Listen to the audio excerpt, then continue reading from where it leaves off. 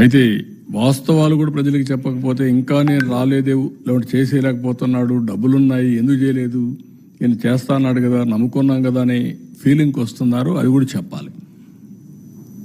ఇప్పుడు government of India ఇచ్చారు ఒక 15,000 కోట్లు వరల్డ్ బ్యాంక్ నుంచి అమరావతికి ఇచ్చారు.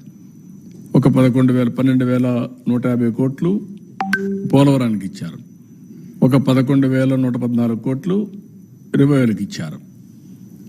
సరే, మిగిలిన కొన్ని మేము ఈ వర్క్స్ అన్ని మీద పెట్టడానికి కొంత శాఖ కింద కొంత ఫండ్స్ ఇచ్చారు.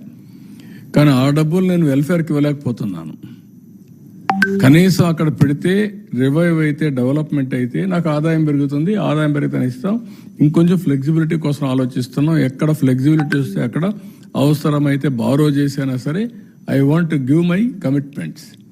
తల్లికి వందనం కానీ, లేకపోతే రైతులకు ఇవ్వాల్సిన రైతు భరోసా కానీ I want to give it. ఏది రైతైనా అవస్థపడాలి, గవర్నమెంట్ అయినా అవస్థపడాలి. నాకు ఫ్లెక్సిబిలిటీ ఉంటే నేను అవస్థ తీసుకోవడానికి సిద్ధంగా ఉన్నా. I will give it.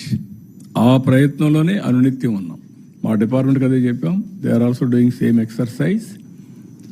ఒక్క నిమిషం కూడా వెయిట్ చేయాలి నాకు ఫ్లెక్సిబిలిటీ ఉంటే. ఇప్పుడే దాని మీద కూడా ప్లాన్ చేసుకున్నాం, వర్కౌట్ చేస్తున్నాం. I will come out. మీకెందుకంటే ఇవన్నీ కూడా మీరు ప్రజలకు తెలియజేయాల్సిన బాధ్యత మనందరికీ మీద ఉంది. ఇట్ ఈస్ ఓన్లీ, అందుకే నేను చాలాసార్లు చెప్పాను, ఒక పబ్లిక్ పాలసీ